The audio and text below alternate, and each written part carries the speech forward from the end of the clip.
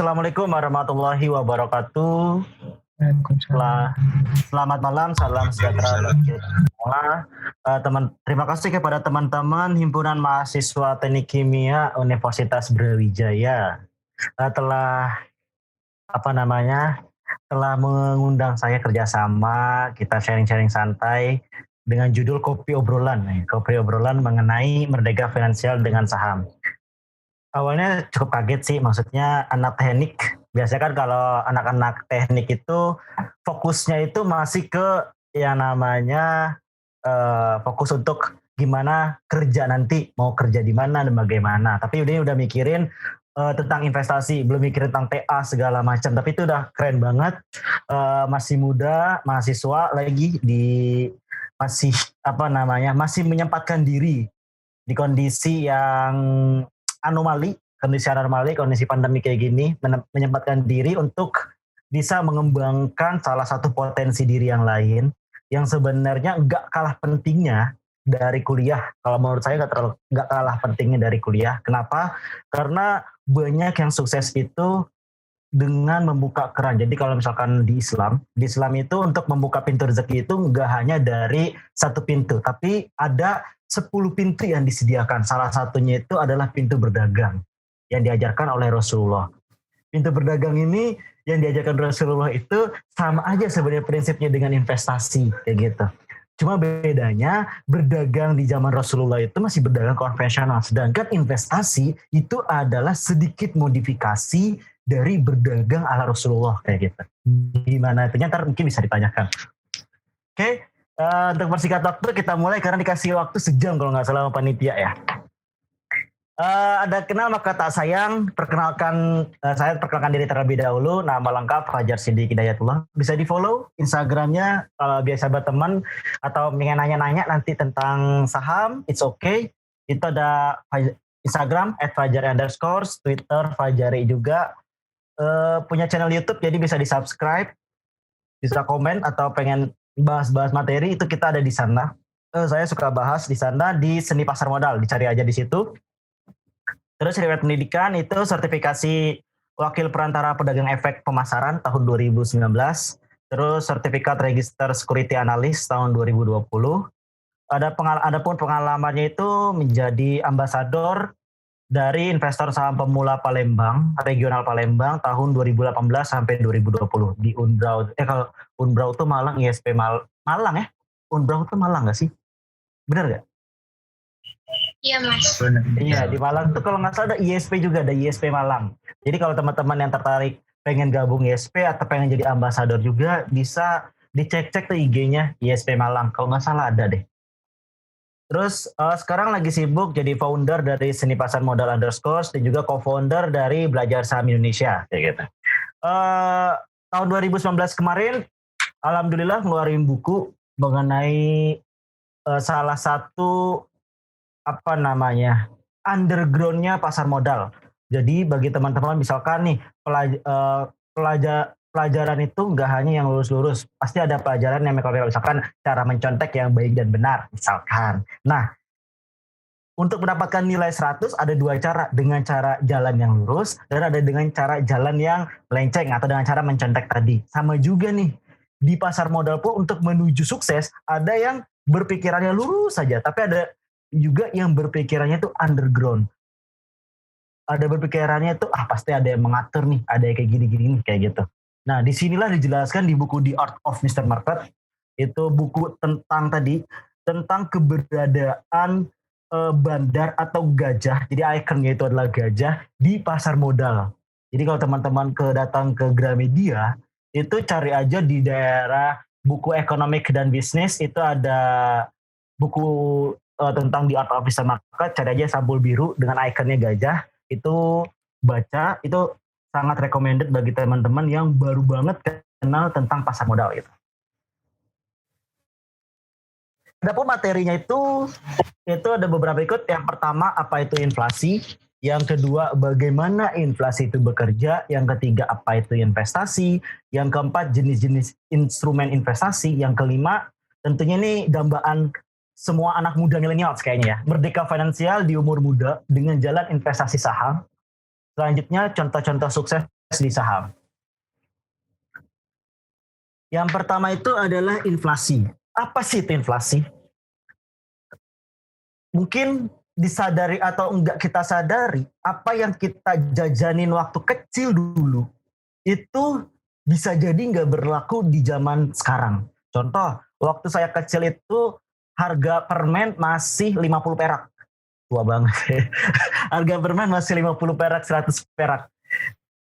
Sekarang mungkin harga permen udah 200 perakan gitu. Atau harga gorengan dulu bisa 1.000 bisa dapat 4, sekarang 1.000 bahkan bisa nggak dapat sama sekali. Itu penggerusan nilai mata uang itulah yang disebut inflasi. Atau secara definitif, inflasi merupakan suatu proses meningkatnya harga secara umum dan terus-menerus. Kenaikan harga dari satu atau dua barang saja tidak dapat. Ingat, pokoknya intinya inflasi itu penggerusan nilai mata uang. Apa yang kita belanjakan hari ini belum tentu di 5, 10, 15 tahun kemudian akan mendapatkan barang yang sama di harga yang sama. Pastinya tentunya dipastikan berbeda. Itulah kenapa pentingnya investasi. Banyak sekarang anak muda mungkin yang ya udahlah fokusnya kerja aja. Banyak jadi anak muda itu menginvestasikan masa mudanya untuk bekerja. Terus membeli barang-barang yang bersifat konsumtif tanpa mempedulikan bahwa di masa tua nanti itu bakal seperti apa. Apakah barang-barang ini berguna di masa tua nanti? Ya akhirnya contoh,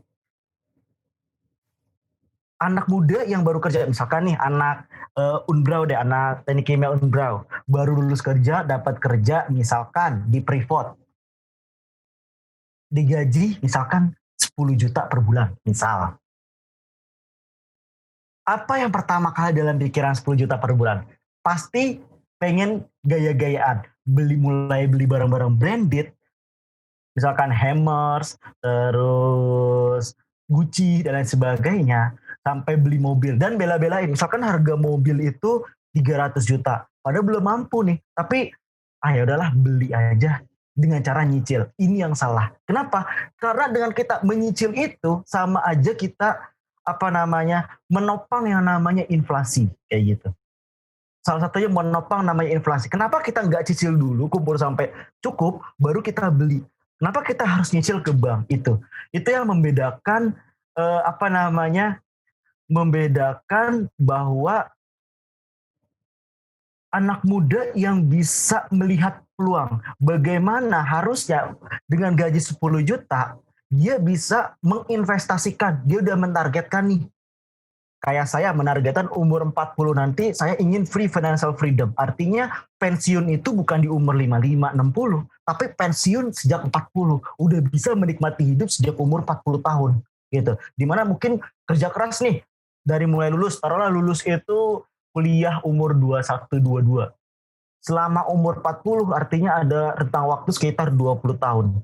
Bagaimana 20 tahun ini dengan kita menginvestasikan uang, menginvestasikan waktu kita untuk kerja, kita juga menginvestasikan waktu kita untuk pensiun nanti itu seperti apa. Itu yang kadang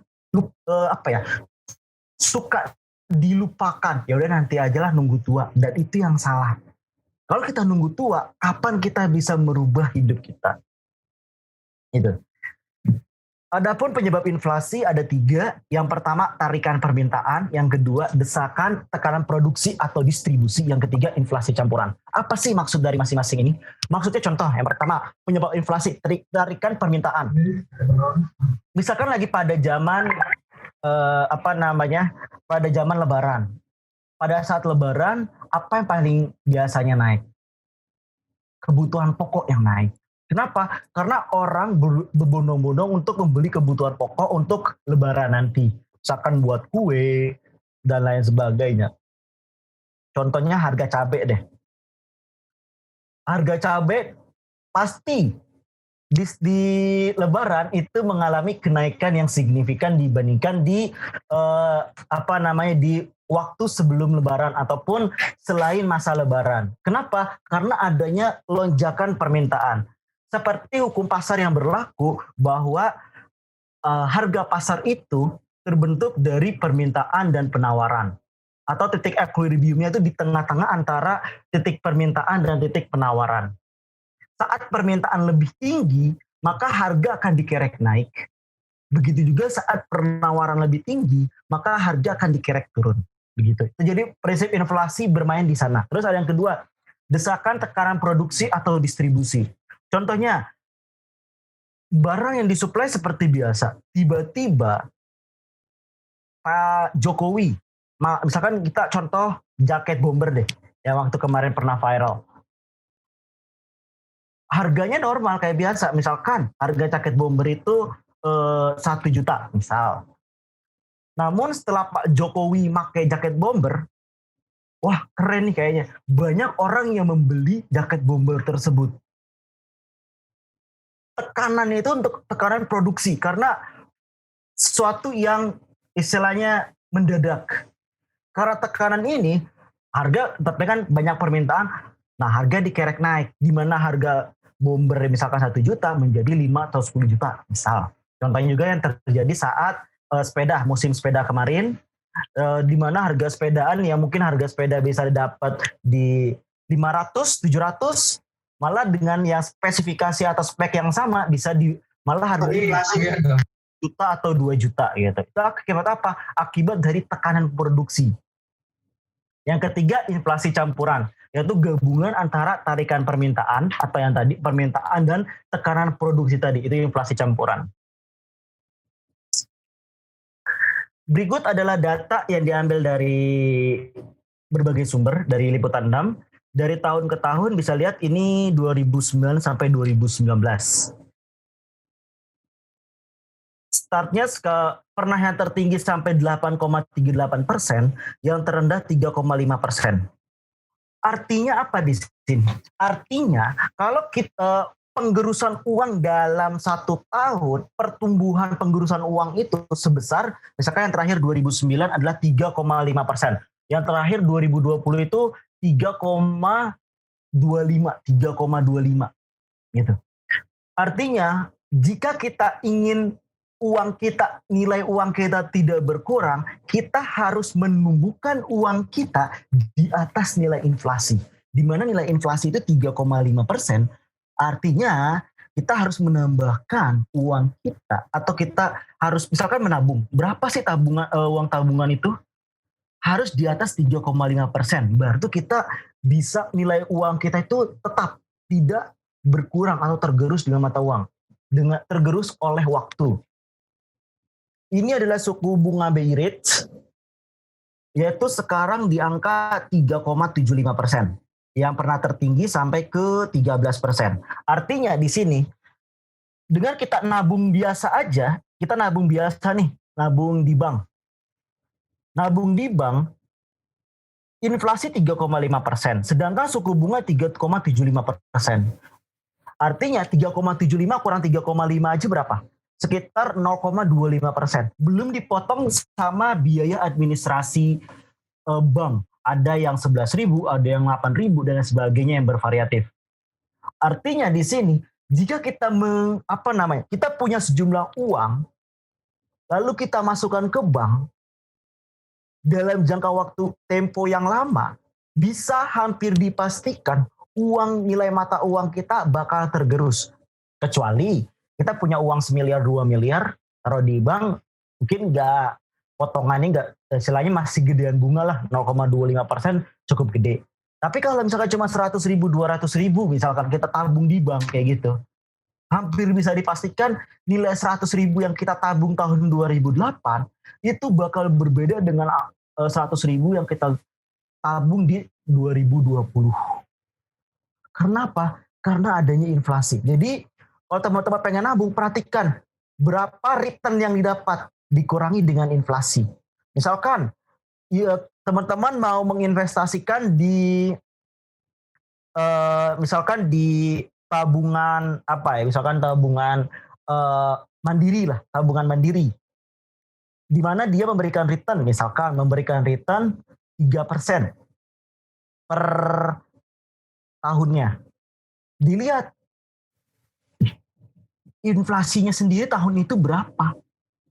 Di saat inflasi itu adalah lebih tinggi dari penawaran bunga yang diajukan oleh bank, ngapain kita masukin ke bank tersebut? Artinya sama aja kita dibegoin sama bank. Kok kita yang capek-capek kerja, kita capek-capek yang nyari duit, kita capek-capek yang ngumpulin duit, malah kita apa namanya dibegoin sama bank loh. Dengan cara apa? Menggerus uang kita gitu. Dengan ya udahlah kita tabung di bank. Kita nggak mau ngambil resiko untuk lebih. Di mana sunnah Rasulullah aja mengajarkan untuk memutar uang kita loh. Jangan mendiamkan uang kita dalam satu tempat, tapi diputar.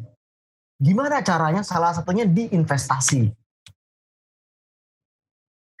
Jadi apa itu investasi? Secara definitif, investasi merupakan salah satu sarana menambah pundi-pundi kekayaan, baik material maupun non-material, untuk yang melawan namanya adalah inflasi. Ingat, salah satu sarana menambah pundi-pundi kekayaan, baik material maupun non-material, untuk melawan yang namanya inflasi. Berikut adalah perbandingan return dari berbagai instrumen investasi. Mungkin ini nggak update ya. Ini riset dari Bursa Efek Indonesia tahun 2016. Di saat itu BI rate, jadi tabungan itu akan sama dengan BI rate ya. Di angka 2,42%, deposito 6,91%, obligasi 8,47%, saham 17%, P2P lending 11,75, equity crowdfunding lebih dari 30. Ini adalah salah satu jenis instrumen investasi. Jadi instrumen investasi itu ada banyak, yaitu ada deposito, ada obligasi atau SUN, surat utang negara, ada saham, ada reksadana, ada P2P lending, ada equity crowdfunding juga. Tinggal pasti ada yang namanya lebih besar return yang didapat, pasti resikonya pun makin besar. Ini adalah perbandingan antara profit dan resiko. Bisa dilihat, tabungan berada yang paling bawah. Deposito, obligasi pemerintah, obligasi swasta, emas. Yang suka investasi emas, berarti emas ini antara obligasi dan saham.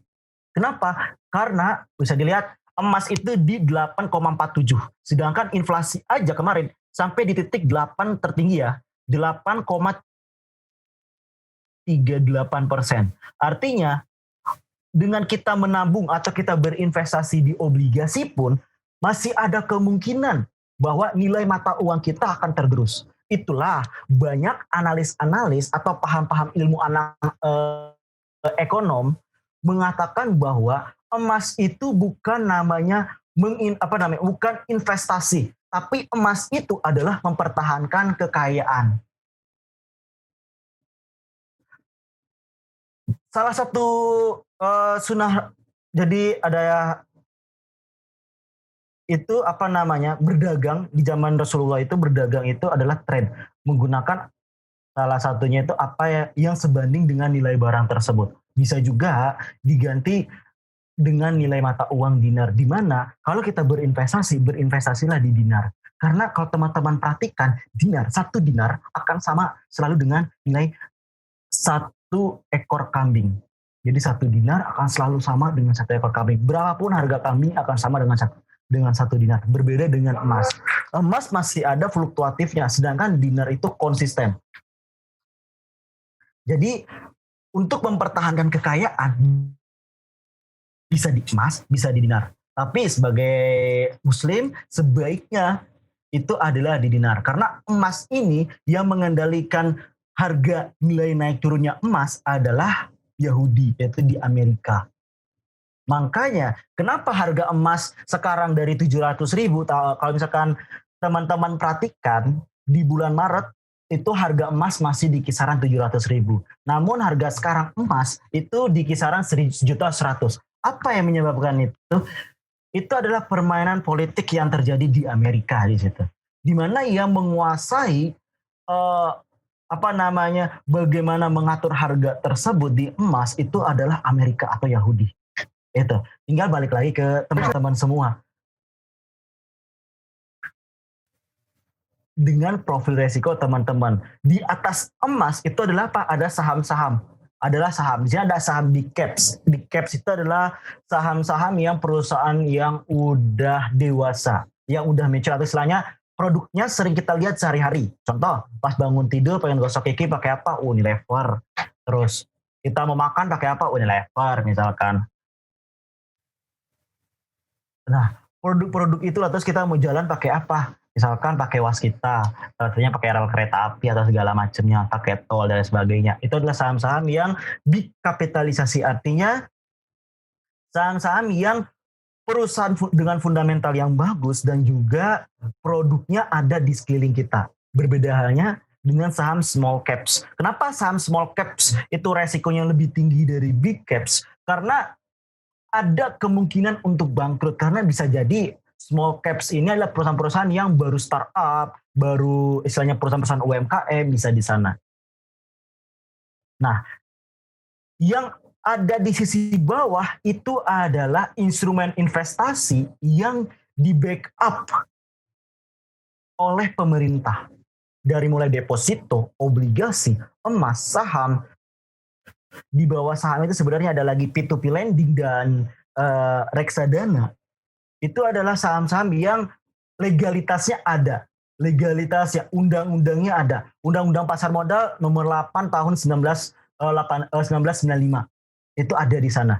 Sedangkan untuk yang barisan atas, kayak commodity trading, forex, venture dan cryptocurrency ataupun bitcoin dan sejenisnya, itu adalah salah satu instrumen investasi yang tidak ada legalitasnya. Artinya kalau teman-teman hobi main forex, hobi teman main bitcoin, teman-teman hobi main binomo, maka itu memiliki resiko yang lebih tinggi.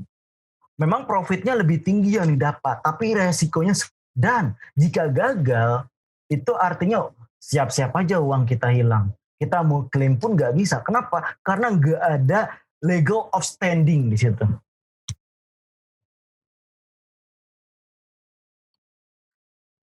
Milenial dan saham.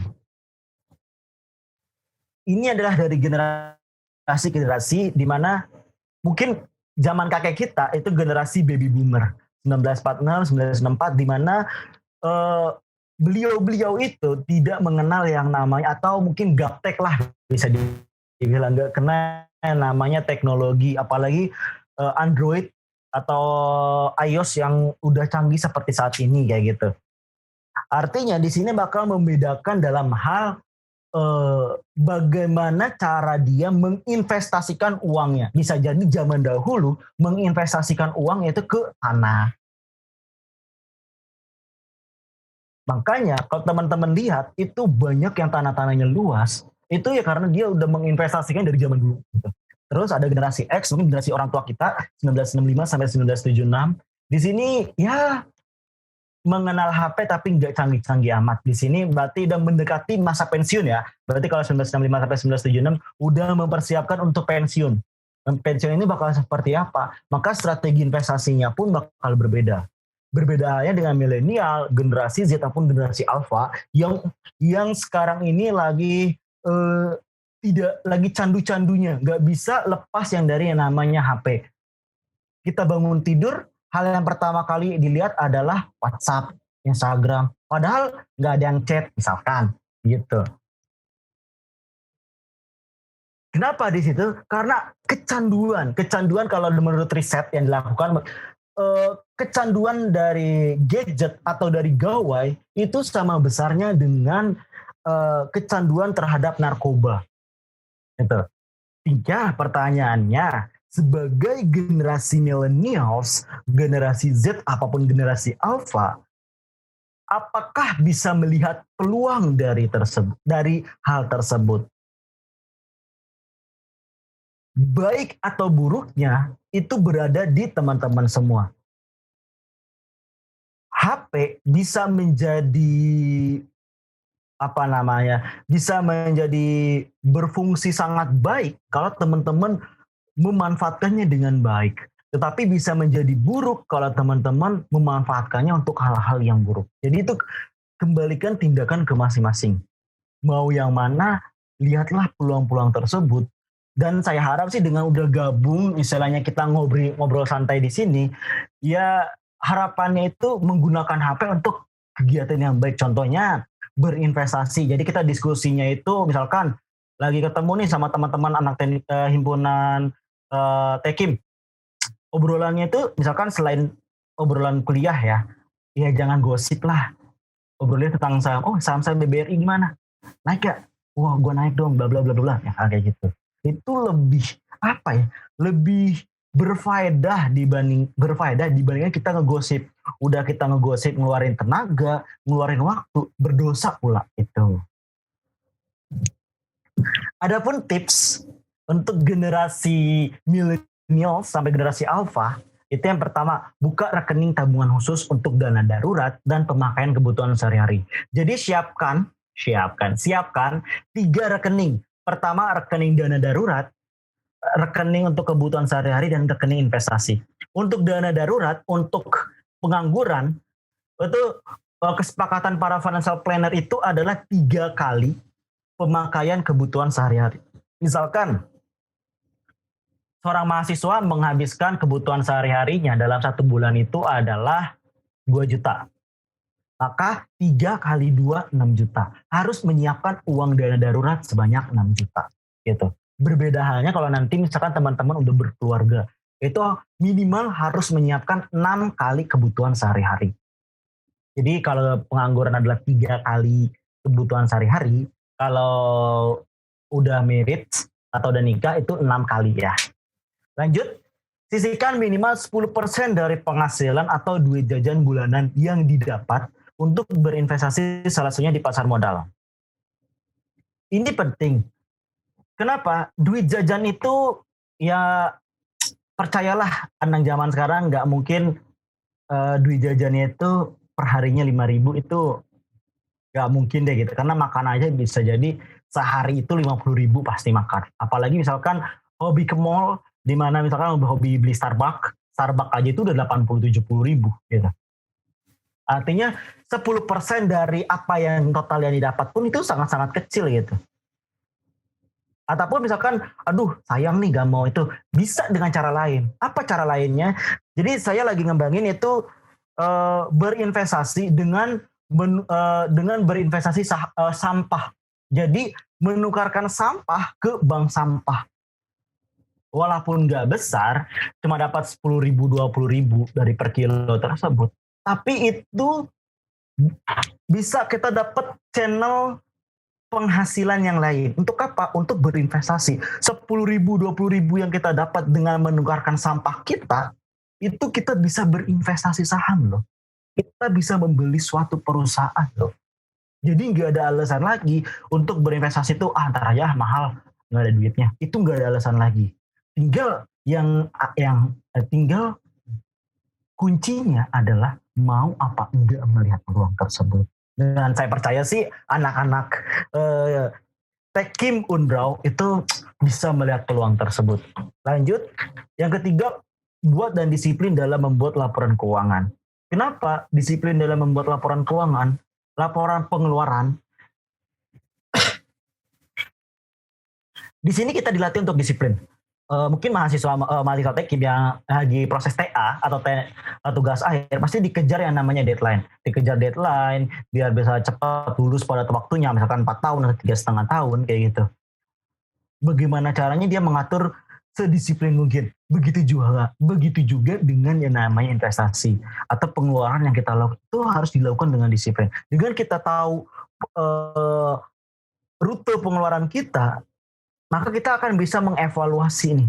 Kira-kira pos-pos mana yang sebenarnya nggak berguna dan bisa kita hapuskan untuk dialihkan ke yang lebih berguna. Contohnya ke investasi gitu. Yang keempat, cari penghasilan tambahan, bisa freelance atau menjadi trader saham. Nah, kabar gembiranya bagi teman-teman, dan ini kabar gembira buat anak milenial, generasi X sampai generasi Z, saham pun bisa menjadi ladang uang loh. Misalkan teman-teman kuliah, sekarang lagi online, apalagi online ya. Gak mungkin kuliah itu dari jam 8 sampai jam 3 sore. pasti ada bolongnya deh. Entah itu jam 10 sampai jam 12 atau jam 1 sampai jam 3 misalkan kayak gitu. Di waktu-waktu luang tersebut, teman-teman bisa melakukan yang namanya transaksi jual beli atau menjadi seorang trader saham. Trader saham di sini bagi yang belum mengerti adalah reseller. Jadi kalau teman-teman pernah menjadi reseller barang, nah itu prinsipnya sama. Artinya kita beli di harga yang lebih rendah, jual di harga yang lebih tinggi, kita dapat profit dari mana? Selisih harga tersebut. Itu profit kita. Begitu juga halnya di saham. Kita bisa melakukan yang namanya transaksi jual beli dengan selisih harga tersebut di hitungan detik, hitungan menit, hitungan jam. Dan ini sudah saya praktikkan.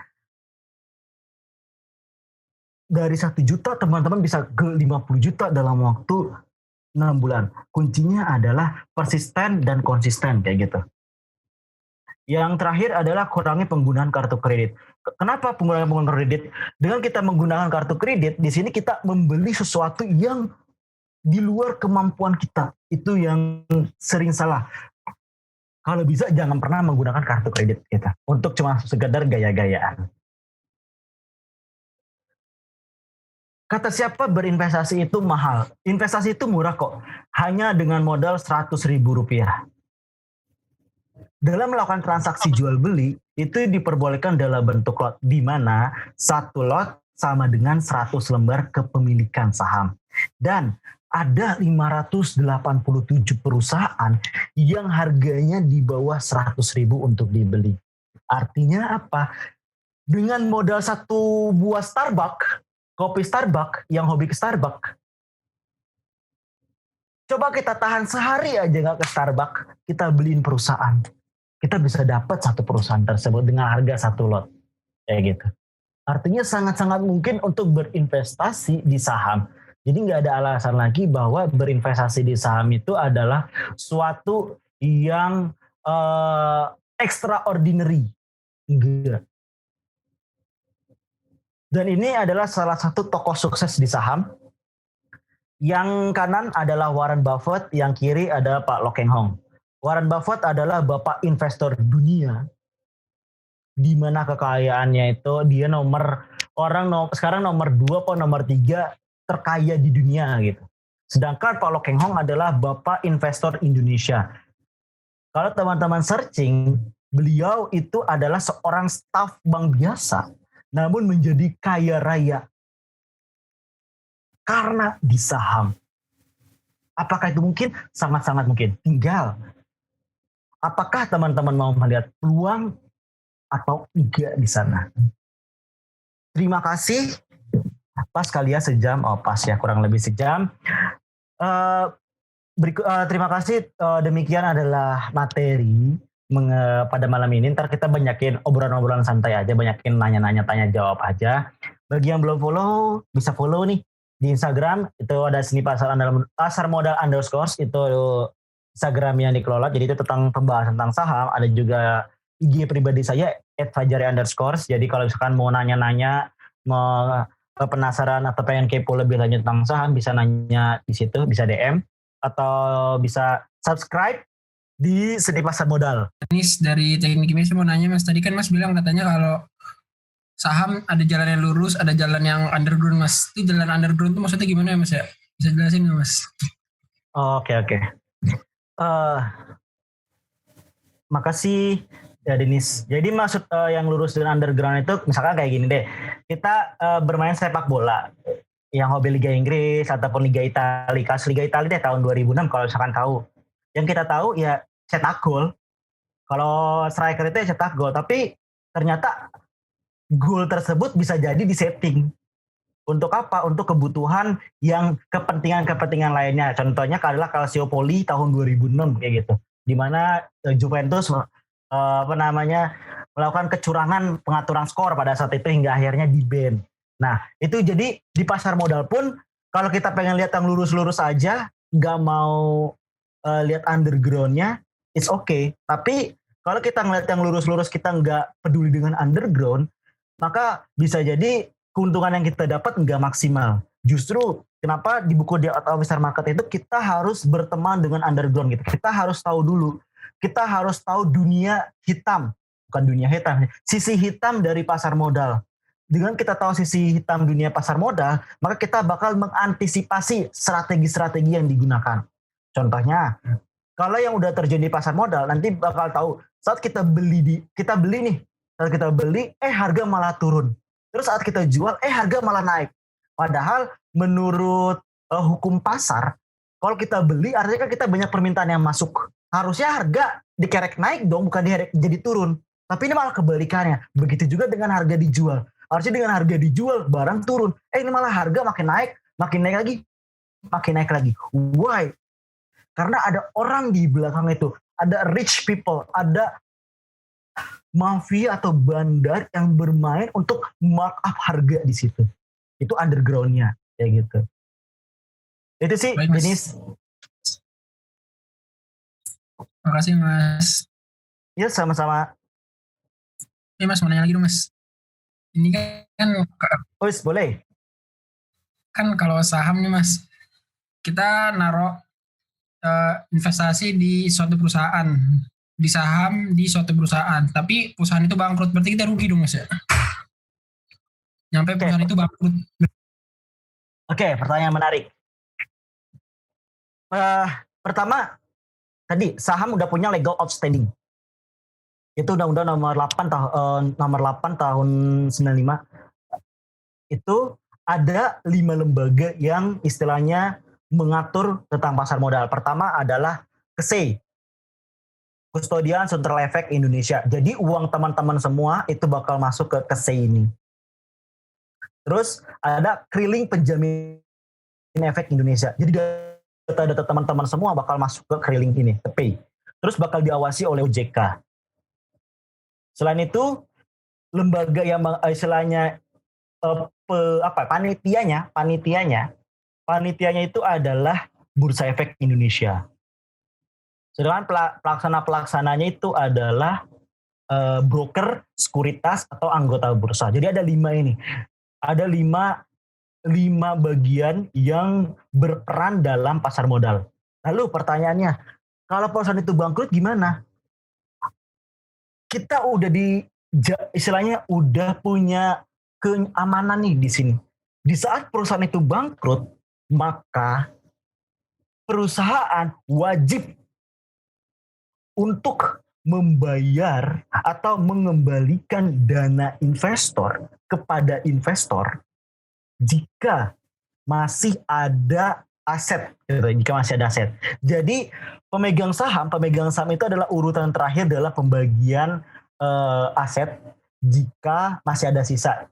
Jika utang-utang semua udah lunas, itu maka investor saham adalah yang terakhir dibagikan atau dikembalikan uangnya kepada yang dikembalikan oleh perusahaan kepada investor. Jadi sangat-sangat aman, dan itu juga yang jelas kalau berinvestasi di pasar modal, khususnya yang jangka panjang, jangan pernah membeli perusahaan-perusahaan yang fundamentalnya jelek kayak gitu. Fundamental itu artinya kinerjanya buruk, atau misalnya kita beli perusahaan tapi kita nggak tahu perusahaan tersebut bergerak di bisnis apa atau perusahaan itu ada di mana, itu yang salah.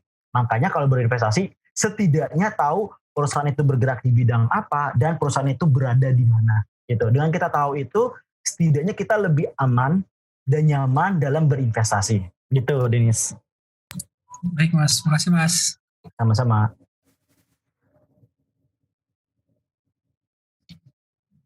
Selamat malam Mas. Yuk, malam. Saya Fikri mau bertanya.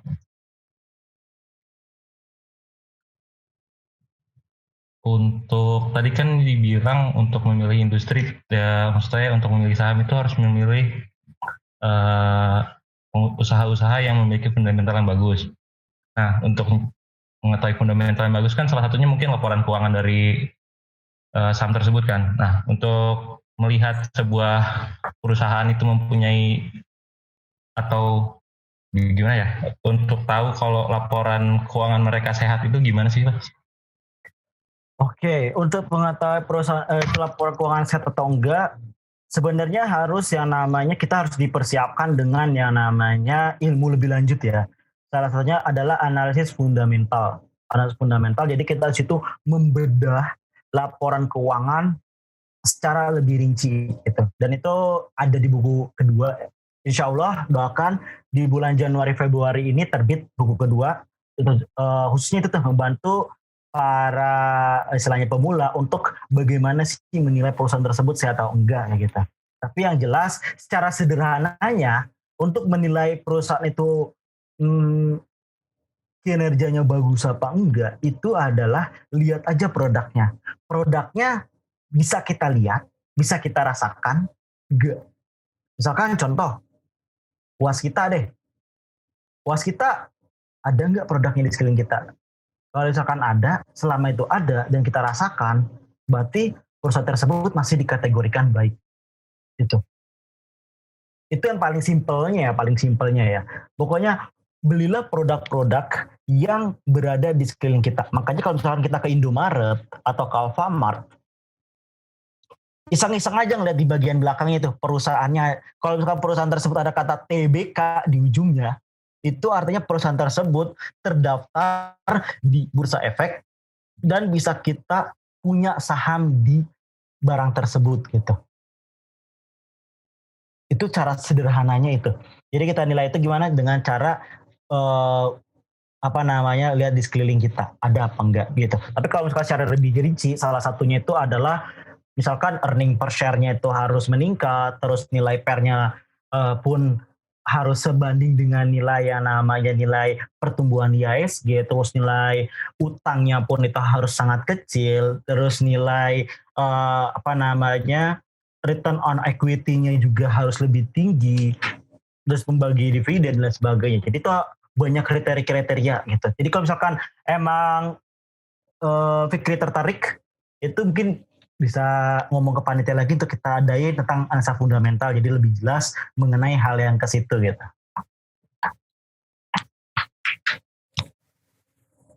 Cukup Fikri? Terima kasih, Mas. Oke, sama-sama.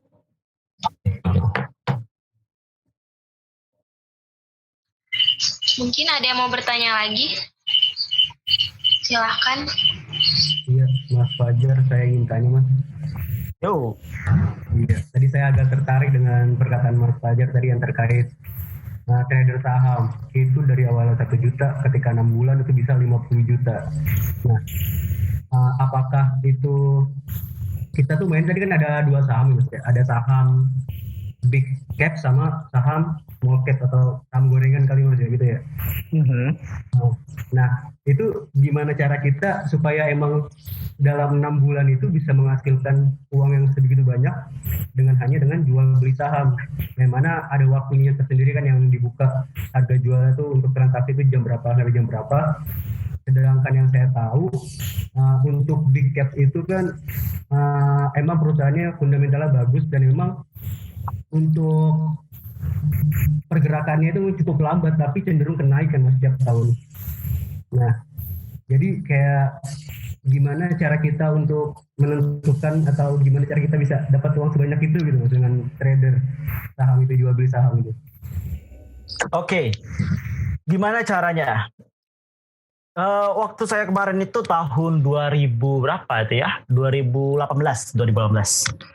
Jadi 2018 itu memang fokus. Jadi itu capek. Jadi itu benar-benar membutuhkan effort sih, sebenarnya membutuhkan effort. Salah satunya waktu dan tenaga, dan itu istilahnya yang punya jantung sehat karena mudah deg-degan di situ.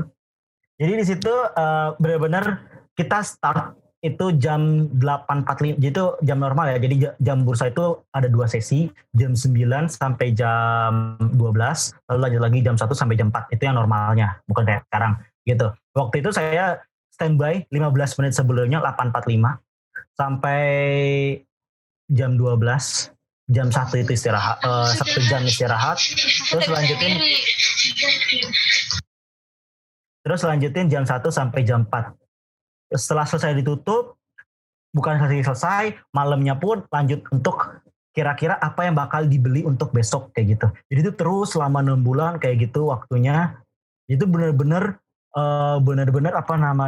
disiplin dengan metode, disiplin dengan strategi plan yang ditentukan. Seperti apa kayak gitu. Karena apakah mungkin? Sangat-sangat mungkin. Itu udah saya lakukan walaupun sebenarnya butuh effort.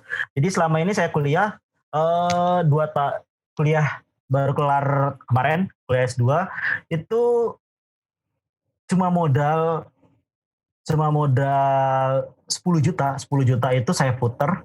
Jadi selama 4 semester itu kuliah, itu dengan duit keuntungan dari itulah untuk biaya semester UKT kalau mas anak sekarang sebutannya UKT. Jadi UKT itu 6 bulan waktunya. Jadi sangat-sangat mungkin untuk kita puter lagi selama 6 bulan itu kita puter. Nggak mungkin deh dalam 1 minggu nggak ada waktu santainya. Coba aja teman-teman kaliin, saya anak tekim jago ngitung deh. Misalkan tiap hari untung 2%. Ini ya, kita asumsi aja ya. Tiap hari untung 2%. Dari, taruhlah 100.000 deh. 2% 100.000 berapa? Ya itu tiap hari ya, tiap hari. Kali selama seminggu. Seminggu berarti ada 5 hari. Kali 5. Ya. Terus ada selama sebulan kali 4 lagi. Konsisten tuh 6 bulan. Cuma 2% aja. Apakah mungkin possible ngedapetin 2% dalam 1 hari? Sangat-sangat mungkin dalam 1 hari. Gitu. Itu sangat-sangat possible. Artinya nggak ada istilah nggak mungkin kalau misalkan desa tinggal untuk menuju ke sana mungkin panjang. Ya kenapa panjang? Karena kita masih yang namanya menggunakan metode yang cocok dengan kita karena psikologi setiap orang ini berbeda. Apa yang saya gunakan metode saya belum tentu cocok di teman-teman gitu. Jadi benar-benar berbeda psikologinya, berbeda dalam hal kebutuhannya, berbeda dalam tujuan investasinya gitu. Jadi dibalikin lagi ke teman-teman. Tapi yang jelas, apakah mungkin? Itu sangat-sangat mungkin kok. Tinggal pertanyaannya mau atau enggak memanfaatkan peluang tersebut. Apalagi anak-anak TK pasti jago dalam hal ngitung lah. Maka disiplin apa enggak tinggal pertanyaannya terhadap apa yang udah teman-teman rencanakan. Pengen ngebuat vessel A misalkan atau ngebuat reaktor A. Tapi teman-teman iseng kecilin suhunya misalkan atau kecilin ukurannya atau ya nggak apa-apa lah dilebihin dikit. Meledak gak itu? Sama aja kayak gitu. Saham itu sebenarnya sama, sebenarnya bisa digunakan prinsipnya dimanapun gitu sih.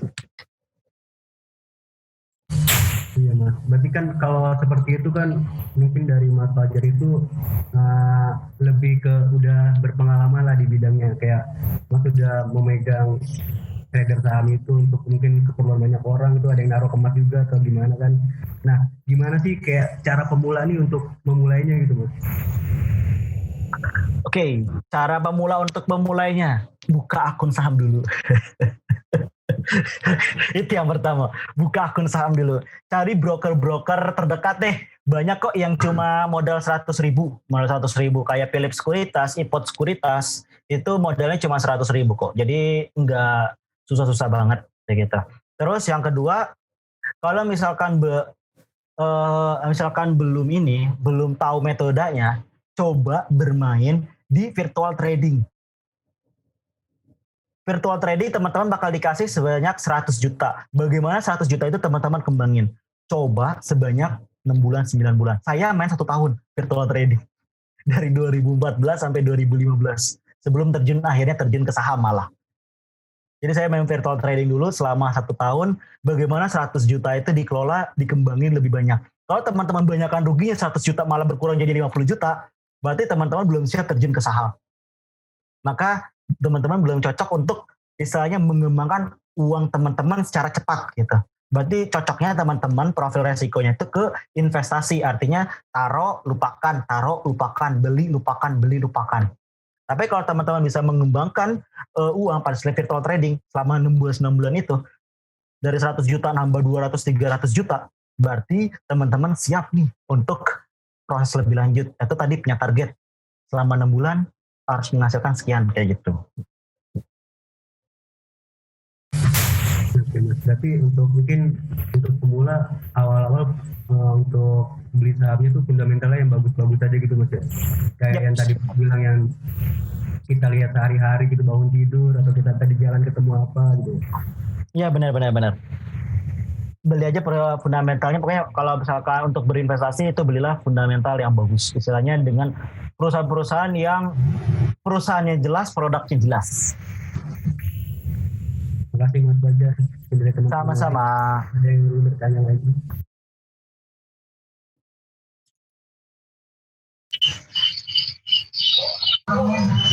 Mas, apa suara saya terdengar? Oke. Saya izin bertanya. Nama saya Farhan. Ini sih, apakah ada ilmu dasar dari selama kita bersekolah atau berkuliah ini yang dapat kita terapkan di ilmu saham ini? Contohnya juga seperti teman saya juga itu anak statistika itu dia cukup kepakai dalam saham. Apakah mungkin di jurusan kami itu sangat memungkinkan ilmu-ilmu yang kita dapatkan itu diterapkan di saham ini? Makasih Mas. Oke, sama-sama. Kalau statistik jelas, kalau statistik itu jangan dipertanyakan lagi kalau statistik.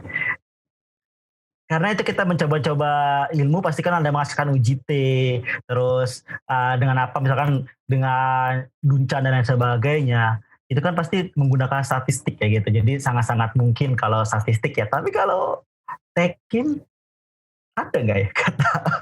Gak tahu ya. Kalau misalkan mungkin lebih ke yang namanya bukan ilmunya, tapi sudut pandang yang berbeda. Sudut pandang anak sains dengan anak sosial pasti berbeda. Itu. Bisa jadi, contoh, anak tekim itu kritis nih, bahwa misalkan kalau suhu A ya harus A, nggak boleh B, misalkan gitu. Kalau pressure harus A nggak boleh B, gitu. Artinya di situ kedisiplinan atau keteguhan hati di situ. Dan itu mungkin bisa diterapkan ke saham. Karena kalau di saham itu, psychology itu sangat-sangat bermain. Dimana kalau anak sosial mungkin sangat toleran, ya udahlah nanti aja lah, nunggu naik lagi lebih baik itu sangat toleran anak sosial. Sedangkan kalau anak sains apalagi tekim mungkin nggak ada toleran kalau misalkan A nggak bisa B gitu. Mungkin itu sih kali ya yang bisa relate-nya. Kalau yang lainnya kurang tahu deh. Makasih banyak Mas. Iya. Oke, sama-sama. Mas, saya mau nanya lagi dong Mas. Oh, sip. Yuk, silakan Ini kan Dennis. tadi Mas bilang katanya sebelum terjun ke saham baiknya pakai virtual trading kan yang Mas bilang. Nah itu kita pelajarin dulu gimana cara bekerja saham. Nah itu kalau boleh tahu virtual trading yang Mas pakai itu apa ya? Biar saya tuh ntar nyoba itu juga Mas gitu Mas. Oke. Oke, sip.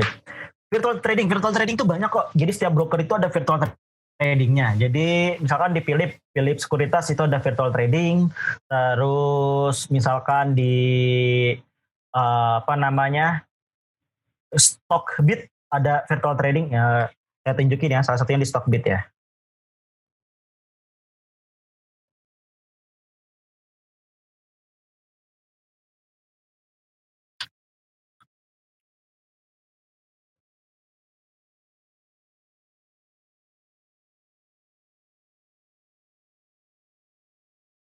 Kelihatan ya?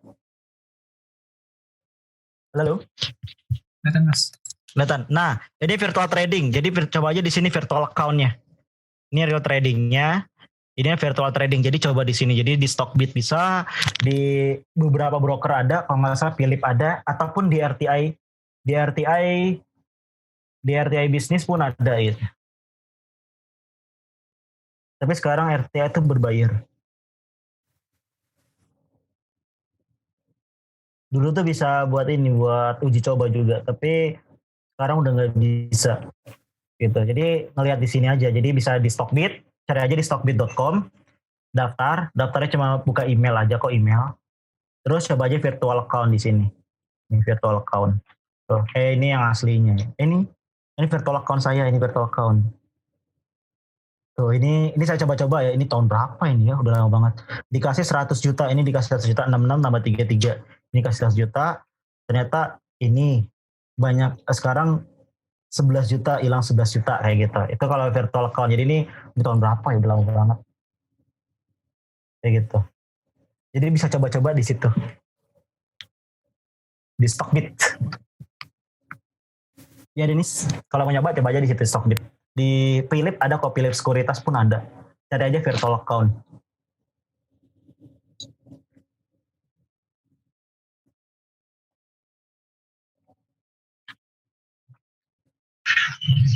Mungkin dari teman-teman ada yang mau nanya lagi atau mau membahas sesuatu lagi?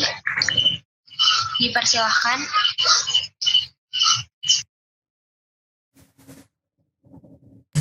Ada lagi? Ya, Mas Fajar, saya ingin tanya lagi Mas. Yo, Terkait tadi pengolahan keuangan tadi Mas. Tadi kan ada beberapa yang harus dipersiapkan ya. Harusnya ketika kita memang memandang masa depan. Contohnya kayak tadi ada rekening dana darurat, rekening sehari-hari, rekening investasi. Nah itu gimana sih Mas kita cara ngebaginya supaya memang nanti di kemudian hari itu ketika memang butuh dan memang diperlukan itu tetap ada dan nggak bermasalah gitu keuangan kita, nggak sampai ngutang sana sini atau gimana Mas? oke. Terima kasih Mas.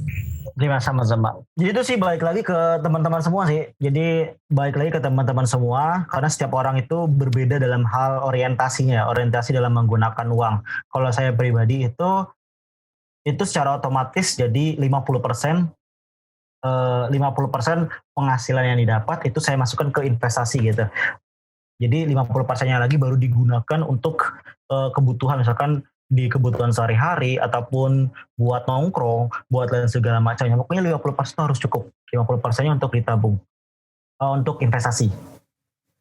Jadi itu balik lagi ke apa namanya, ke masing-masing. Sedangkan kalau misalkan tadi kan ada tiga harus ngebuka 3 rekening ya. Pertama dibuat kebutuhan sehari-hari, kedua rekening dana darurat, yang ketiga adalah investasi. Kebetulan yang untuk dana darurat sendiri udah saya terpenuhi gitu. Jadi udah itu nggak bisa diganggu gugat kayak gitu. Udah saya saya lupakan gitu. Benar-benar nggak ada ATM. Jadi kuncinya sih jangan ada ATM. Karena kalau ada ATM tuh gatel pengen narik gitu. Jadi nggak usah ada ATM. Saran nggak usah ada ATM, nggak usah ada mobile banking, nggak usah ada internet banking. Jadi harus datang ke sono gitu. Itu saran aja kalau dana darurat ya. Jadi kalau misalkan ini udah terpenuhi, tinggal fokus aja ke investasi sama kebutuhan sehari-hari. Tapi kalau misalkan ini belum terpenuhi, di breakdown aja. Jadi investasi misalkan 25%, sisanya itu 25% lagi baru buat dana darurat.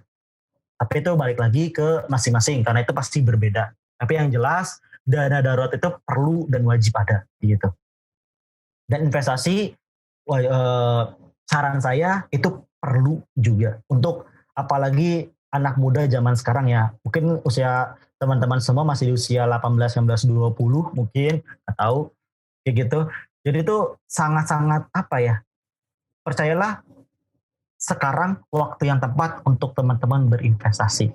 Teman-teman bakal menuai hasilnya itu adalah 5-10 tahun kemudian. Saya kasih contoh ini satu ya.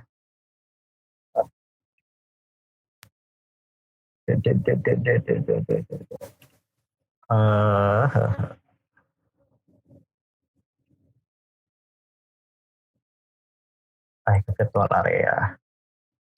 Bentar ya. Switch real account dulu.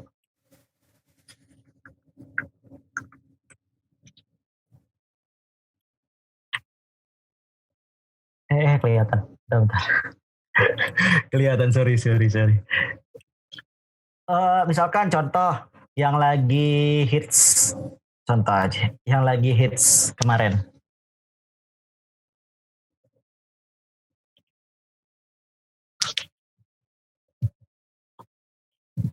Nah ini adalah saham BRI Syariah ya, saham BRI Syariah yang kemarin heboh pengen merger. Lihat nih,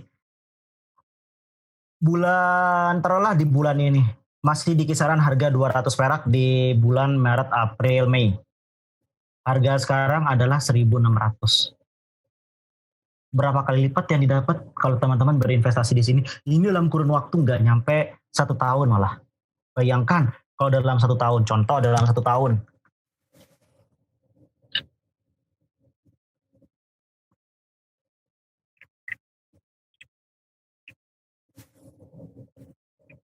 Nih, bayangkan ya, ini tahun 2009.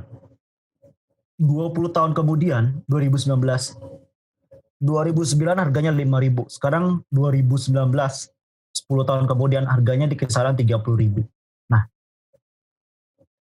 2009, kenapa?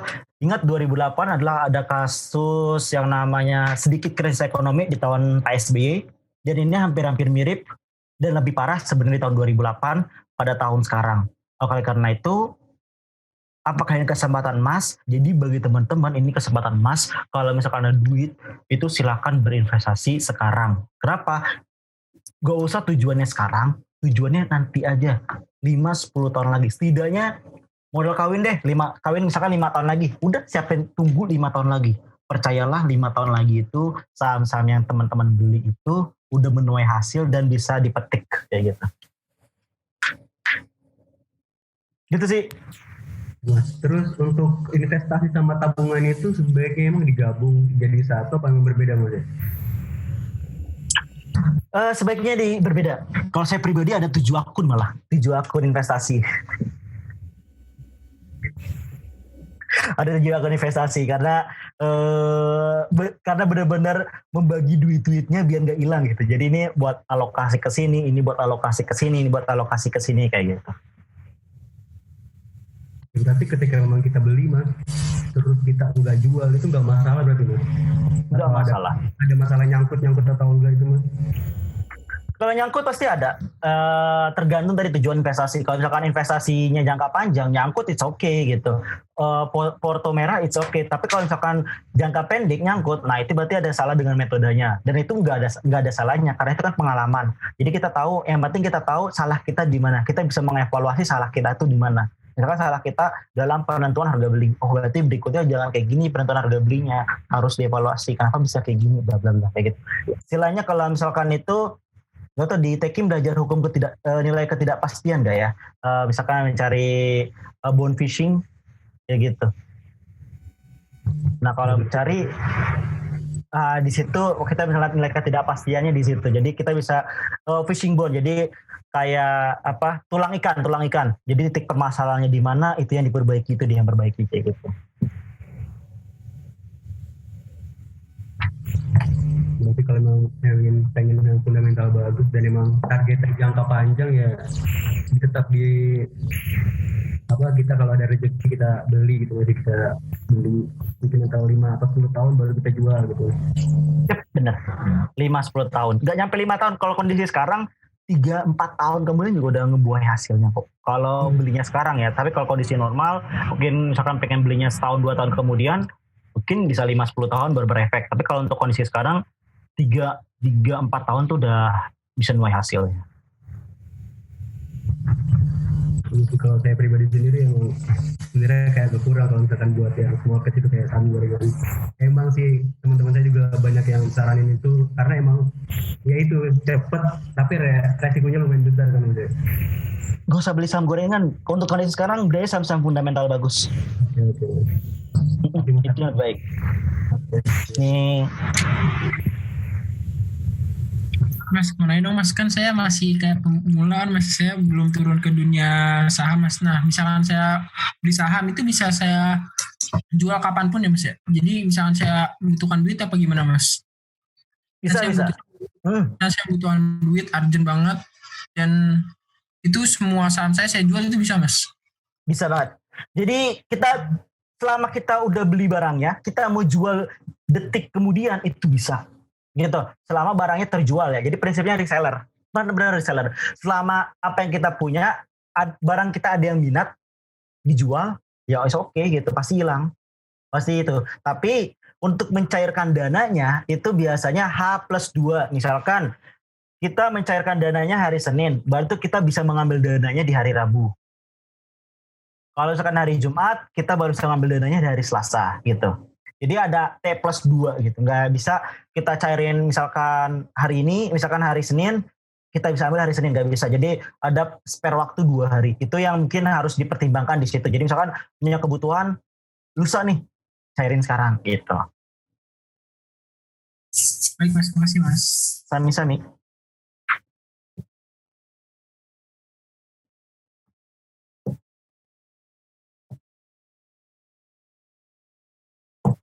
Lagi?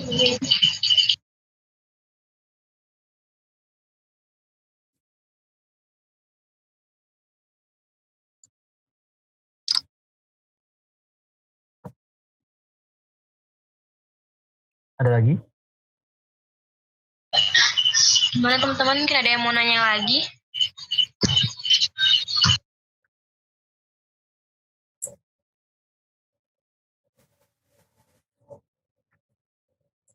Mungkin dari saya cukup Mas, tapi ntar misalkan saya ada pertanyaan tentang saham, apakah saya boleh ngechat di DM Mas gitu Mas, biar untuk bertanya sesuatu Mas? Tentang Boleh saham. banget Denis. Silakan aja kalau pengen nge-DM. Jadi saya juga sering sharing mengenai saham ataupun yang terjadi bursa lagi, misalkan lagi ongoing, lagi di jam bursa, itu biasanya saya suka update-update sesuatu gitu sih. Jadi kalau pengen DM, it's okay, DM Instagram ataupun mau chat WhatsApp, it's okay gitu. Yang penting kenalin aja namanya dari mana gitu. Itu it's okay. Baik Mas, makasih Mas. Yuk, sama-sama.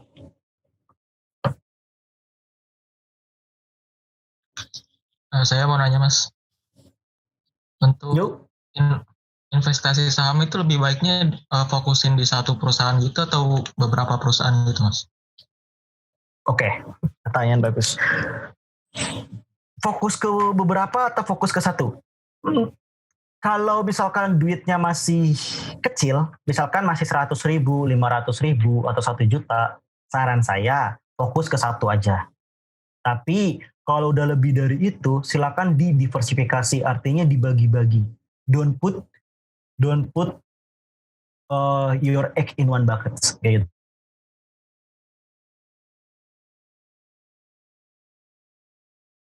Satu perusahaan, kalau misalkan lebih dari 1 juta ataupun lebih tinggi dari itu. Tapi kalau masih kurang dari 1 juta, kalau saran saya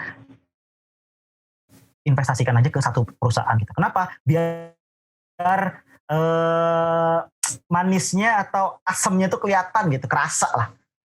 Kalau misalkan untung 1% dari 1 juta, berapa? Ya lebih kerasa lah ya, daripada 100.000 nih, 1%-nya nggak begitu kerasa kan. Tapi kalau 1 juta, 1%-nya kerasa banget gitu. Jadi saran saya silakan aja. Kalau untuk ini ya, untuk berinvestasi. Tapi itu balik lagi ke profil resiko masing-masing ya. Kalau misalkan pengen yang defensif banget, memang diversifikasi itulah pilihan terbaik. Tapi kalau saran saya biar ikannya terasa itu investasikan aja dulu ke satu tempat, ke satu place. Yang tentunya fundamentalnya yang bagus. Kalau fundamentalnya jelek, nggak disarankan. Terima kasih Mas. Sami-sami.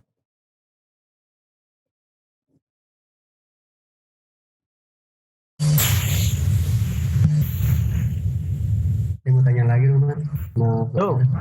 Yuk. Kalau untuk menurut Mas investasi di reksadana pasar uang itu bagaimana Mas? RDPU ya? Di reksadana pasar uang. Oke. Pertanyaannya balik lagi. Apa itu reksadana pasar uang? Ya. Ya kita naruh uang di situ, ntar yang dikelola sama suatu ya perusahaan itu sendiri nggak sih? Jadi kita naruh uang aja, ntar kalau emang ada keuntungan kita dapat sih. Oke. Pasar uang itu apa coba? Apa yang dikelola? Dalam bentuk apa? Deposito, obligasi, saham apa yang mana? Kan tergantung Mas, ada yang pasar uang obligasi, ada yang pasar uang saham juga kan, kalau saya juga itu. Oke, benar. Jadi kan reksadana itu terbagi menjadi beberapa. Ada reksadana pendapatan tetap, ada reksadana tadi apa? RDPU ya, pasar uang, terus ada reksadana campuran, ada reksadana saham, ada reksadana terproteksi, ada macam-macam jenisnya nih. Nah, untuk RDPU sama reksadana pasar uang sama pendapatan tetap hampir mirip nih. Dimana kalau reksadana pendapatan tetap itu MI-nya itu bermain di area deposito. Sedangkan kalau RDPU MI-nya bermain di area obligasi dan deposito. Gitu. Jadi emang tingkatannya pasar uang itu di atas sedikit dari pendapatan tetap. Tapi dia masih istilahnya masih low risk gitu. Tapi jangan lupa ingat, dipotong pajak 20%, dipotong pajak jasa dari MI. Jadi sayang banget sih sebenarnya gitu. Kalau misalkan cuma ke obligasi sama deposito, nggak perlu masuk ke RDPU ataupun pasar uang. Kecuali kalau misalkan masuk ke saham, it's okay gitu, ke saham ataupun ke reksadana saham atau reksadana indeks is okay gitu. Tapi kalau reksadana RDP Usama itu mendingan langsung aja kita beli langsung ke obligasinya gitu, nggak usah pakai MI. Kenapa? Ada potongan pajak jasa si MI sama pajak 20%. Itu jangan lupa. Itu. Tapi kalau untuk resiko itu reksadana lebih rendah kan maksudnya pada saham ya? Apa gimana Mas? Yep, lebih rendah. Jadi reksadana itu lebih rendah dari saham. Jadi misalkan saham itu adalah middle risk, reksadana itu adalah middle risk, saham itu adalah high risk. Reksadana itu biasanya return yang didapat itu di kisaran 7-11%. Itu kisarannya ya. Sedangkan kalau saham itu di atas 11%. Tinggal memperhitungkan aja pengen return yang berapa. Mau 7-11% kah atau di atas 11%.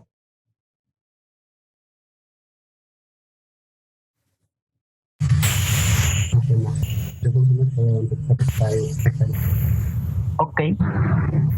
Ada lagi? Mas mau tanya, Yo. Siapa? apa kan saya punya RDN. Nah, ketika saya pengen buka di Philip sama di Mirai seumpama, itu RDN-nya sama bisa atau enggak, Mas? Maksudnya? Menggunakan buka di satu RDN untuk 2 sekuritas gitu loh, Mas. Bank RDN untuk 2 sekuritas. Bisa. Enggak seperti itu? Bisa. Bukanya di login di KSEI. Custodian Central Efek Indonesia. Dapat nomor ini kan? Nomor SID. Ya, dapat, Mas. Nah, nomor SID itu yang login. Jadi nomor SID itu kita mau di reksadana manapun, di sekuritas manapun, di saham manapun akan dikumpulin jadi satu portofolio gitu. Akan dikumpulin jadi satu. Jadi kalau pengen lihat itu di situ aja. Di KSEI. Bukanya di KSEI, di situ ada nomor SID. Tinggal login, terus username, passwordnya gitu. Oke, Mas. Makasih, Mas. Sama-sama. Ada lagi?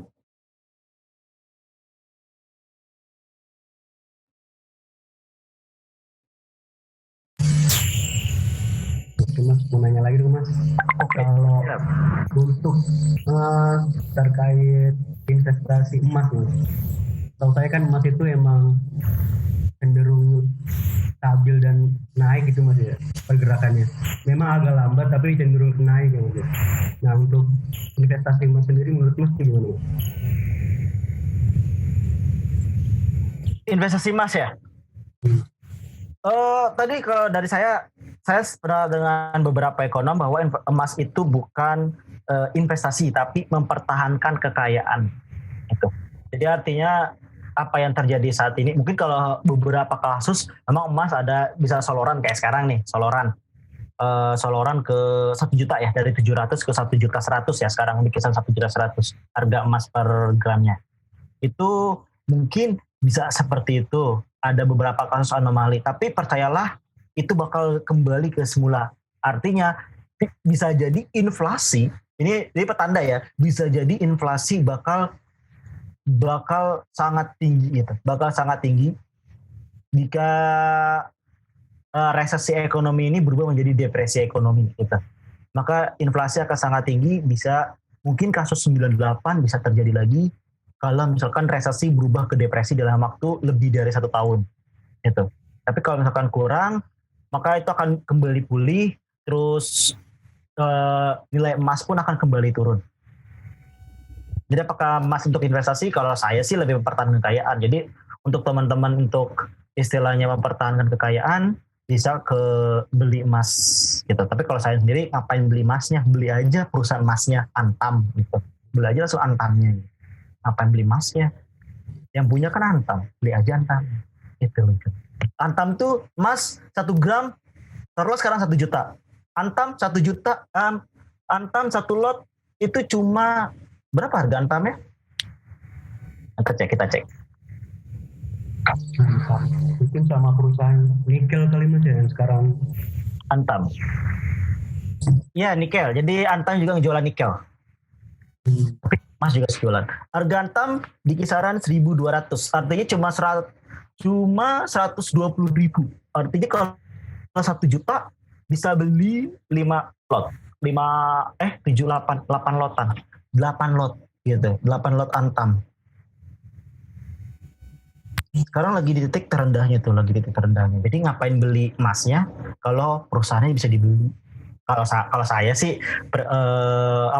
berprinsipnya kayak gitu. Selama masih bisa beli perusahaannya, ngapain beli produknya? Tapi kalau misalkan buat nyenengin orang tua beli emas, ya itu beda lagi kasusnya ya. Tapi kalau untuk berinvestasi, daripada beli emas batangan itu nanti mengundang maling-maling, nggak tenang. Mendingan ya beli aja ininya, malah bertambah terus malah perusahaannya kayak gitu. Kalau Jadi lihat lagi lagi turun kayak gini kan, kita psikologisnya juga agak gimana gitu Mas. Kalau ketika kita megang itu. malah lebih bagus loh. Belilah perusahaan-perusahaan yang lagi diskon gede. Itu Talkshare tuh, perusahaan-perusahaan gede. Banyak. Jangan pernah takut beli perusahaan-perusahaan yang lagi koreksi gede, apalagi perusahaan yang fundamentalnya bagus. Karena kapan lagi dikasih diskon gede-gedean. Masa kita ke Ramayana misalkan beli baju diskon 90+10%, borong-borongan tuh, gila-gilaan pengen beli itu barang. Tapi kalau udah saham dikasih diskon, apalagi perusahaan bagus dikasih diskon 70%, masa pada takut masuk? Itu sih kadang suka paradigma yang salah. Iya Mas, terus kalau ketika nih Mas, kita naruh uang lah di situ di saham tersebut, kapan sih kita harus jual saham itu? Kan kalau misalkan tiba-tiba turun gitu, nah itu gimana tuh? Balik lagi ke tujuan investasi. Tujuannya itu untuk jangka panjang, jangka menengah, atau jangka pendek gitu. Itu balik lagi ke situ. Kalau untuk jangka panjang, gak usah ngelihat berapa persen, udah lupain aja lah. Tapi kalau untuk jangka menengah atau jangka pendek, itu baru diperhatikan gitu. Percayalah, hijau 1% itu bakal gatal untuk jual dibandingkan merah 20%, itu pasti bakal sulit untuk tekan jual. Itu sangat-sangat sulit kayak gitu. Artinya apa di sini? Artinya di sini psikologi sebenarnya yang bermain. Sampai berapa persen pun itu balik lagi ke teman-teman. Makanya strategi planning trading sebelum melakukan transaksi itu penting. Jadi sebelum beli perusahaan tersebut udah ditentukan nih, beli di sekian, jual di sekian. Jadi mau seberapa pun harganya, disiplinnya dengan itu.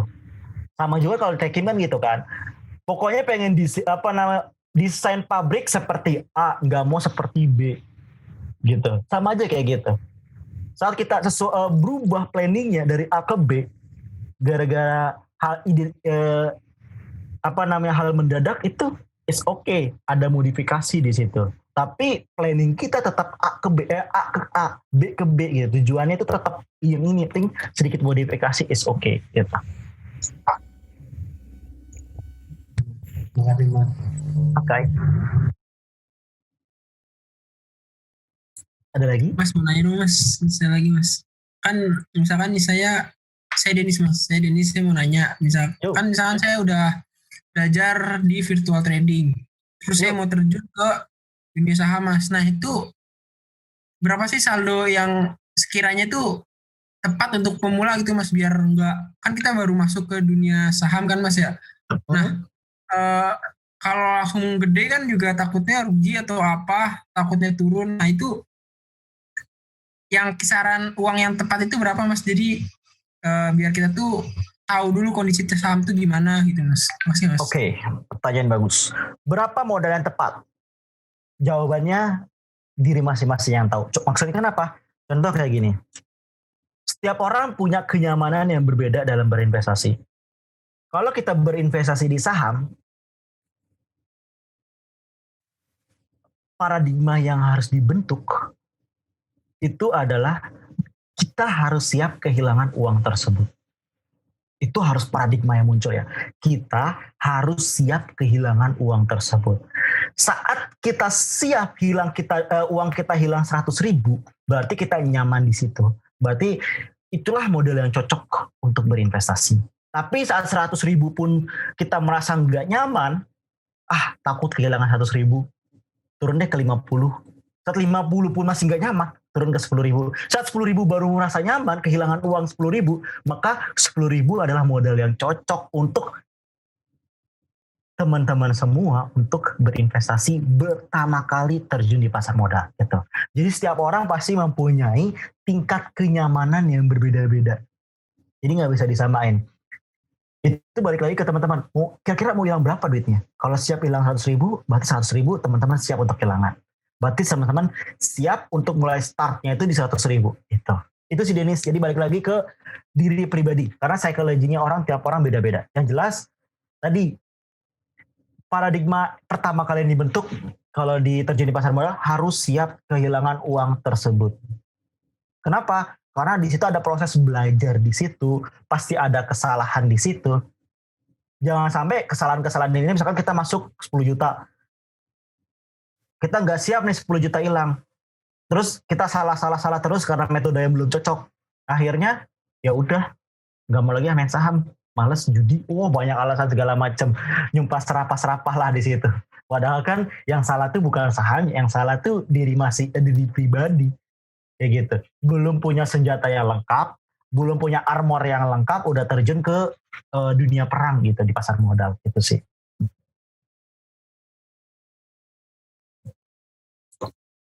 Mananya lagi Mas? Yo. Mas itu di awal pertama terjun ke dunia saham, itu pelajaran ilmunya dulu baru terjun dunia saham, atau Mas itu learning by doing, jadi kita masuk naruh kecil terus kita belajarin itu gimana dunia saham itu gimana, itu bagusnya gimana Mas? Iya kalau saya pribadi learning by doing, jadi berdasarkan pengalaman. Jadi saya terjun pertama kali itu buta ya, jadi benar-benar based on virtual trading. Ternyata virtual trading pun selama apapun saya main virtual trading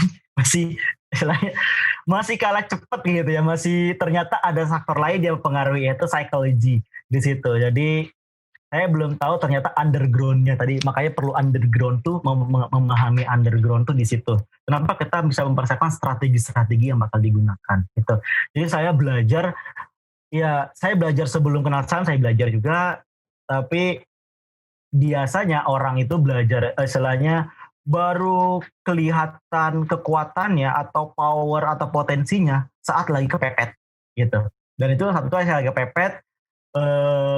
kepepet bener-bener istilahnya kondisi keuangan kacau, terus maksain ke saham, di saham pun rugi gede gitu. Ya akhirnya dari situ ya udah belajar, jangan kayak gini, apa yang salah. Jadi belajar dari situ, akhirnya ketemu mentor dan segala macam, terus lama-lama makin membaik. Makasih Mas. Yo, sama-sama Dennis. Lagi?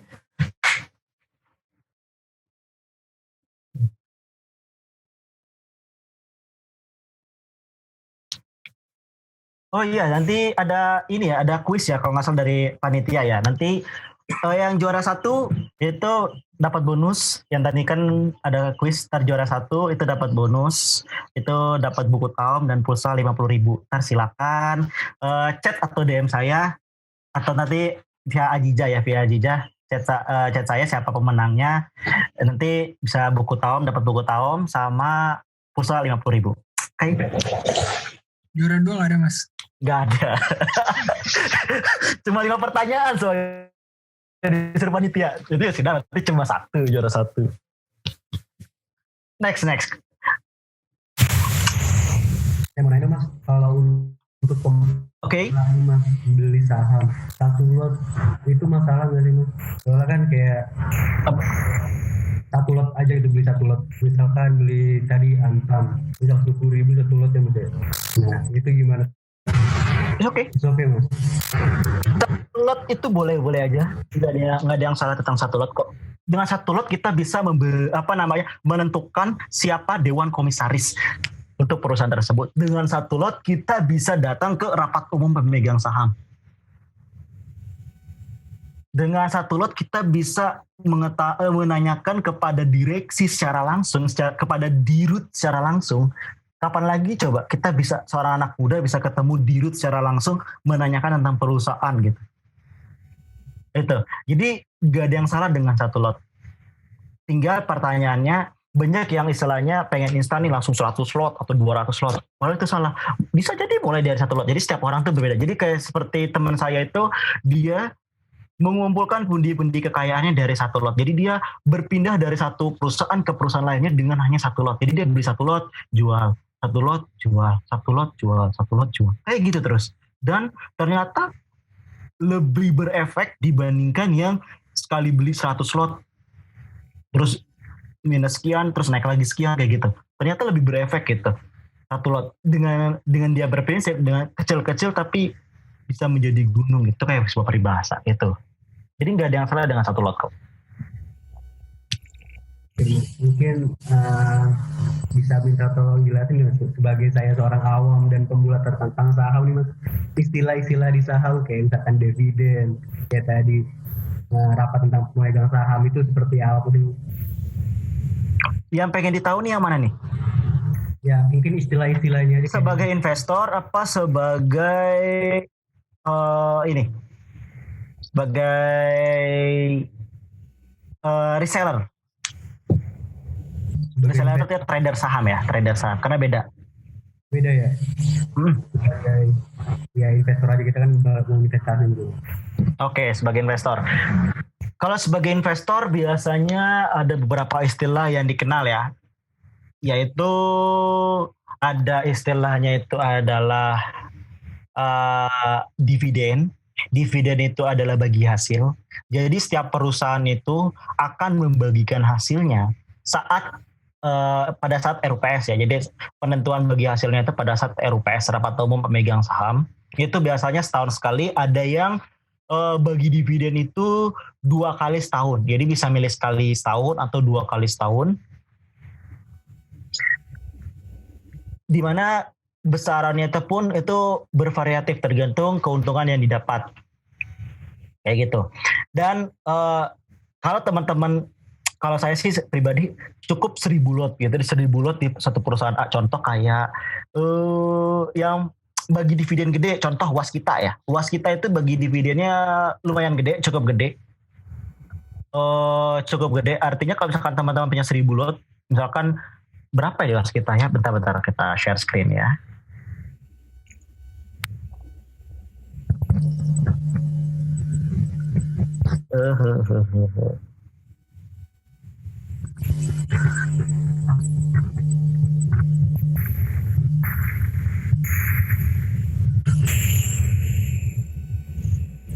Nah ini adalah dividen. Nah, Waskita adalah 3,84%. Waskita Beton ya, ini anak perusahaan Waskita. 3,84%, artinya 3,84% dari yang kita dapatkan. Misalkan pembagiannya itu adalah 100 miliar. 100 miliar, berapa 3% dari 100 miliar untuk para investor. Nah, tinggal ntar dikalikan lagi dengan berapa lot yang didapat kayak gitu. Itu contoh untuk dividen. Jadi ada beberapa istilah, ada dividen. Ini dividen yield artinya persentase bagi hasil yang didapat dalam 1 tahun gitu. Itu dividen yield. Terus lagi ada istilahnya adalah cumdet. Mana ya? Coba kita ke salah satu perusahaan misalkan.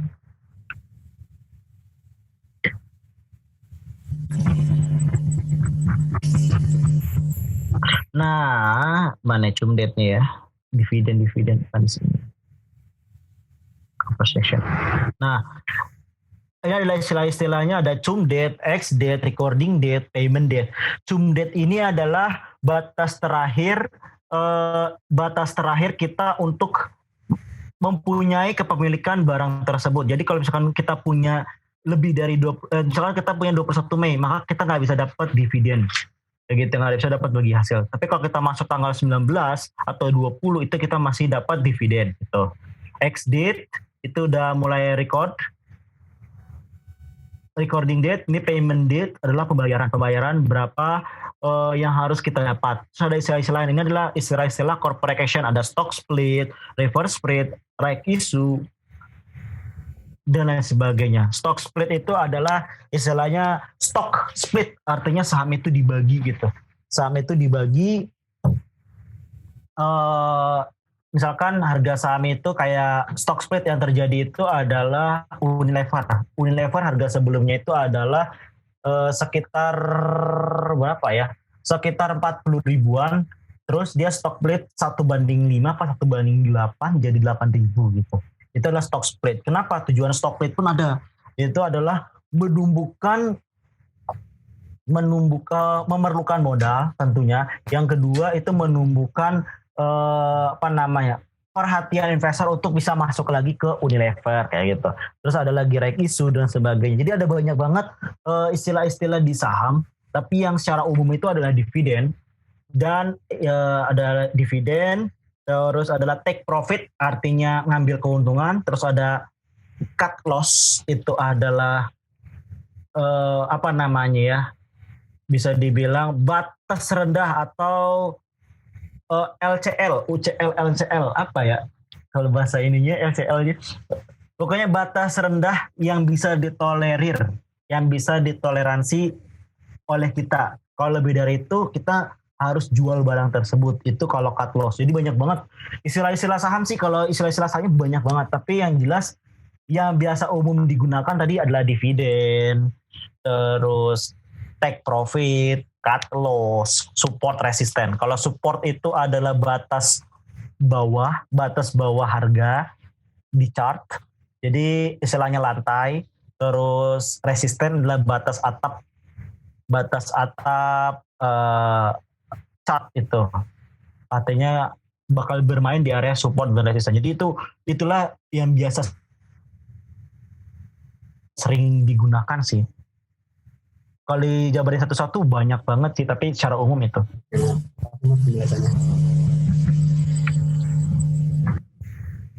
Oke.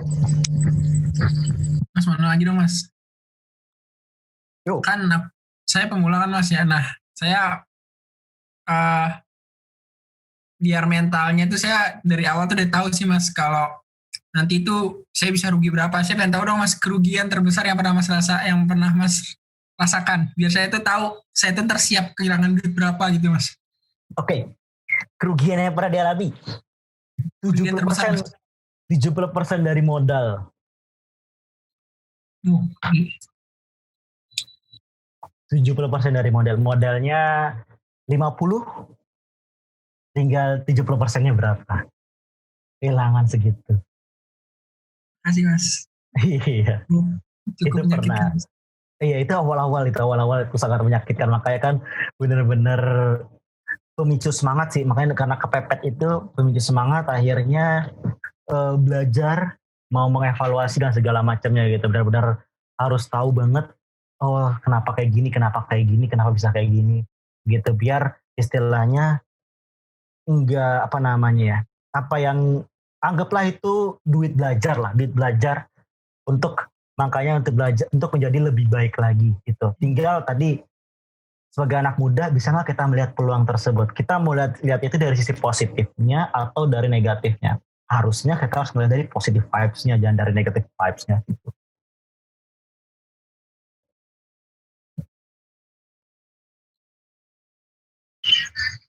Gimana teman-teman, mungkin ada yang mau nanya lagi atau udah dicukupkan aja? Oh, ini ada yang mau nanya Mas di kolom chat. Dari Enggar ya. Mas mau tanya dong, efek window dressing bulan Desember nanti saham-saham yang naik di sektor apa saja ya? Kalau window dressing hampir mayoritas semua sektor itu naik ya. Jadi mau pilih saham apa aja sebenarnya naik. Jadi kalau window dressing itu saatnya hit and run prinsipnya. Jadi untung 2%, 3% cabut, 2-3% cabut, 2-3% cabut. Jangan pernah lama-lama di situ. Kalau yang fundamentalnya jelek lah ya. Itu jangan pernah bermain di situ. Jadi 2-3% cabut, 2-3% cabut gitu. Karena window dressing itu adalah salah satu hidden agenda atau salah satu kesepakatan yang dibuat oleh para mafia, oleh para rich people, itu underground-nya ya. Dimana dari Sabang sampai Merauke itu mengamini bahwa window akhir tahun itu semua saham pasti naik gitu. Semua saham akan berlomba-lomba untuk mempercantik laporan keuangannya biar di para investor menyukainya. Window dressing pun dimulai bahasa lainnya itu Santa Claus Rally. Itu dimulai biasanya start November Desember, berakhir di Februari Maret April. Biasanya berakhir di situ. Tapi bagi yang belum pernah terjun, sangat disarankan sih jangan pernah main di duit gede ya, dan di duit kecil dulu di window dressing. Kenapa? Karena belum tahu siklusnya seperti apa, metodenya seperti apa gitu. Tapi kecuali yang udah mengalami 1 tahun siklus, it's okay, silakan kita main di window dressing dengan modal yang kenyamanan teman-teman gitu.